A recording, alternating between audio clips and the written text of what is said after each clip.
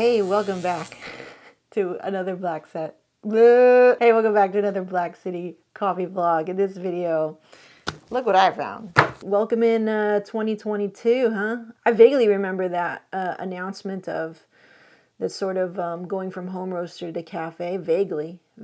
I did not even watch it back. I just trusted, and I was like, I felt good about it. I felt like I had no cuts to be made or edits to be made, and I just published it, and then I questioned myself crazily right after. Yeah, so that's happening. More on that, I guess, later in the year. Like I said, I feel like I remember I said it was a very broad sort of target to hit. So we'll get into that. That's very exciting. It's very scary. It's made public now, so we'll get into that. Today, we're going to get into something else. I was woken up from my New Year's Day nap. I was like, well, I kind of had another video planned for today, but I stumbled upon this thing in my cupboard and I thought, I wonder what it tastes like. So I got this as a gift from my aunt, and this is Siete Barracos Coffee, number 7 with a little goat on it. That's cool. I actually like the packaging a lot. This is 100% pure Batangas coffee, all-purpose grind. I have no idea what it means, being Filipino, but I know nothing about this, so we're going to learn about it together right now. What is Batangas coffee? What does that even mean? It's a city. Okay, cool. I didn't know that. There's like 1,000,001 cities in the Philippines, and I know like 2, maybe 3. Cool, so we know what Batangas is, and hopefully I'm saying that right, because I'm white as hell now, obviously. It's a product of the Philippines, so it's from there. Silva's Coffee Mill. Mataas na kahoy, kahoy, Batangas. Can you be any more white? Yeah. What type of coffee is Batangas coffee? Liberica. Is that? I think it's liberica. Spanish. Cafe Verraco or Cafe Verraco. Also known as Barraco coffee or Batangas coffee. Okay, so started out as a Spanish thing. The Philippines was colonized by Spain. We have a lot of Spanish influence. Yeah, we like I'm from there. The Philippines. I mean, I'm ethnically Filipino, but I'm not from there. I don't have, I didn't grow up there or anything. All right. Well, we have the kind of coffee, so it's liberica. Liberica coffee, the rarest type of coffee by Coffee Lounge, DeLonghi. It's common knowledge that most of the coffee beans produced commercially come from 2 varieties, Arabica and Robusta. But did you know that there are actually other lesser-known varieties of coffee beans? One of them is liberica, which accounts for less than 2% of commercially produced coffee worldwide. Wow, cool. I didn't know that. I've seen the word liberica, and I didn't know that it was another species of coffee. So we have Arabica, Robusta, and now we have liberica. Now I'm very interested to try this, but it's already ground and it's not, I don't know how it's sealed or whatever, so we'll get into it. I kept it as just like, oh, my aunt gave this to me, it's a gift, and I wanted to just keep that, but we can try some. That's not going to hurt. I want to put this picture and show you a picture of the liberica coffee next to an Arabica and a Robusta, and it looks insanely different, and it looks weird, and it almost looks kind of moldy and not tasty. It'd be so cool to roast this, wouldn't it? I gotta find a way to get my hands on some. If you guys know where I can get my hands on some of these, like Robusta, I had a little trouble finding Robusta. I just tried to find some, and it was a little unreasonable, like trying to get a small amount, trying to get it from like a more well-known source. But if you guys know a place where I can get some Robusta, apparently some liberica, I would like to roast it and just have fun, and on the channel we can learn together. Liberica coffee says it tastes unlike any coffee they've had before, thanks to the complex flavor profile. Liberica beans are often added to coffee blends to give it more dimension. Wow, maybe my aunt was like, bro, you need to try this, you're into coffee. And at the time I totally dismissed it because I was like, it's ground, I feel like it's not going to be great. And I really should have do what I do now, which is like my mantra is to be curious. I wasn't curious when I first started in coffee. It was sort of a snob. But that's how great coffee is it welcomes you anyway.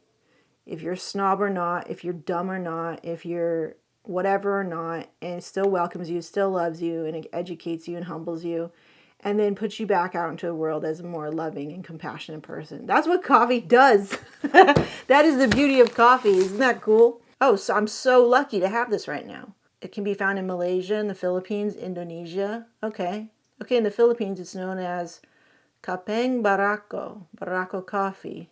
I hope I'm saying that right, man. I should know, but obviously I don't speak Tagalog. I speak one language. Liberica beans are typically grown in the provinces of Batangas and Cavite.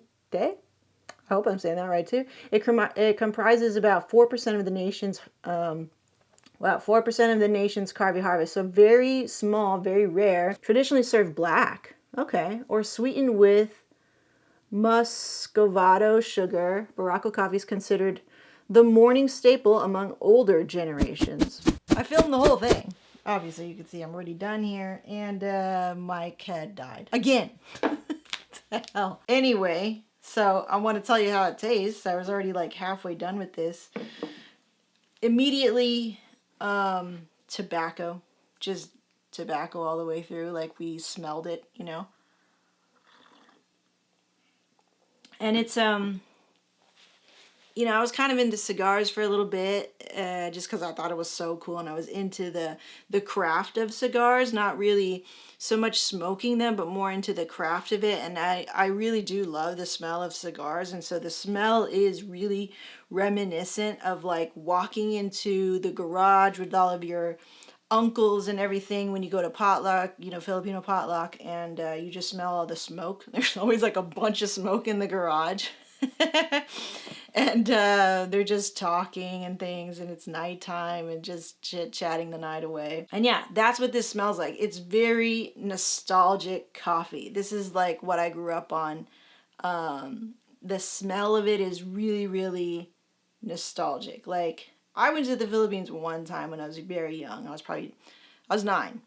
And I'll never really forget it. I mean, there was just a lot of very memorable, visceral memories about it. Nothing really spectacular happened, but just how different it was. The culture of it, the way people live their lives, and the smell for sure was just very powerful.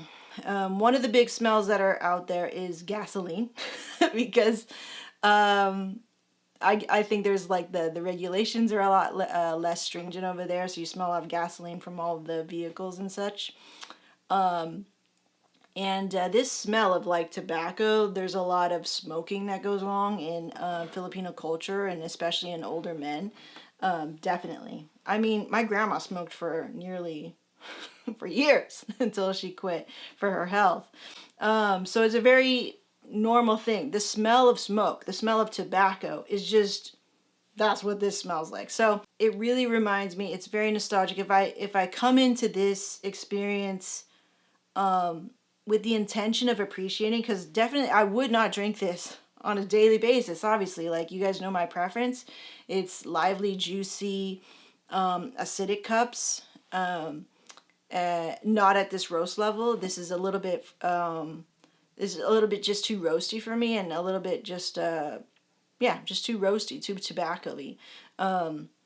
It's great for what it is, and the market for this type of coffee, this type of taste and flavor, the tobacco, the very dark, the very there is a bit of acidity at the end, but it's very slight. There's a bitterness to it. There's definitely a bitterness to it. And this is the type of coffee that, like my generation grew up on if you were having coffee when you were young, and you're kind of like teetering from your parents to your own kind of like coming into coffee. Like, I definitely grew up on Folgers, getting it ground in a bag or in a tin, more likely. In a tin, or into college, I was drinking Café du Monde, ground coffee with chicory. They put chicory in there. And I thought that was the greatest thing ever. And I remember being like, oh man, it's not $4 anymore. like everything was cheaper, right? And yeah, it's just a different sort of perspective. And now it's just totally different from the experience of getting a scoop and scooping out ground coffee. I just haven't done that in years. That was kind of a trip to me when I was brewing this coffee that you didn't see right there, but I think I do have the B-roll for that. So just no audio. Nostalgia coffee, tobacco leaf. And I love tobacco leaf. I just don't necessarily love it all the time in my coffee. Like I put tobacco leaf fragrance in my soaps, you know, so I really do love that scent. It smells very masculine. It reminds me of old men. And I like that. I like that smell. I love walking into a cigar bar and just smelling all the smells and kind of being enveloped in that that tobacco leaf flavor. It's not cigarettes, okay? So there's a difference. I think you could kind of get a little like a wet cigarette kind of vibe from this. But no, it's more elegant than a cigarette. It's more tobacco leaf.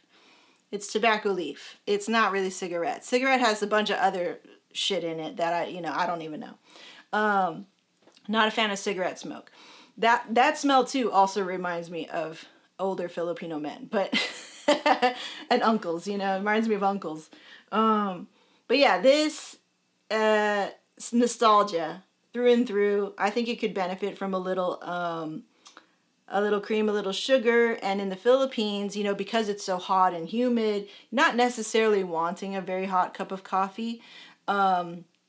If you do, you're probably like you really love coffee. But most of them are drinking the Mr. Coffee, cream and sugar inside. It's probably this coffee, but they put cream and sugar, and it's in a can. It's in like a soda can, and it's a Mr. Coffee. We call it Mr. Coffee. And you put it in the fridge. You have a nice cold iced coffee because it's hot. It's hot as heck out there, you know. So that's mostly what people are drinking. So this is definitely like, you know, when I looked it up, it's for the older generation, maybe the generation even before my parents, so maybe our grandparents, where they like this very sort of like strong, bold cup. And I wouldn't necessarily say it's strong in terms of like, and strong can be interpreted in many ways, but like it's a bold cup. Like to be drinking tobacco leaf juice. That's basically what it tastes like. With the hint of that, like, it's coffee flavor, I guess. The bitterness, like nostalgic coffee flavor. Yeah, that's what this is. So really interesting. I would love to take a shot at it, and maybe I'll seal this away and do like another tasting of it, and then like see where it goes. Like I would love to taste it again. And I'm just so glad that I was able to find this happenstance, right? Be curious about it. Even though I had all these assumptions about it, still try it anyway, and go in with the intention of appreciating it.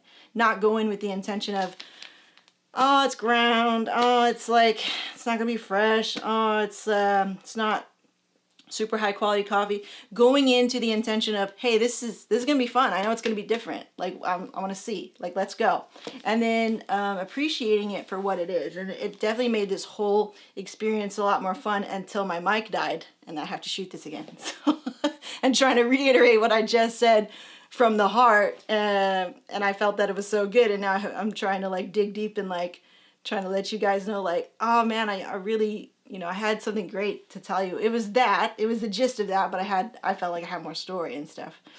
It was definitely longer too, but you know, that's technology, and that's what happens when you do everything yourself. But I really love it, and you know, I thank my aunt for getting this for me, so that was so cool. And it puts me right back there. And most of my family are we're so scattered now. We never get together anymore. It's kind of sad. But that's what happens when you grow up, I guess. We never really see each other anymore. So really, when I taste this and when I smell this tobacco leaf and I think about this and where it came from, I think about those memories that are still so vibrant in my mind. How many years ago? Over 20 years ago. What it means to just grow up Filipino. I don't know. Like it's just nostalgic, and I miss those times. I miss it. So it was cool. It was really cool to go back memory lane for me a little bit in my mind and then relive it again because the mic died. and then relive it again because I'm going to go edit the video. Like, oh, it's going to be cool. So that was a cool experience. Anyway, I hope you enjoyed that video. We will see you in the next one tomorrow. Bye-bye.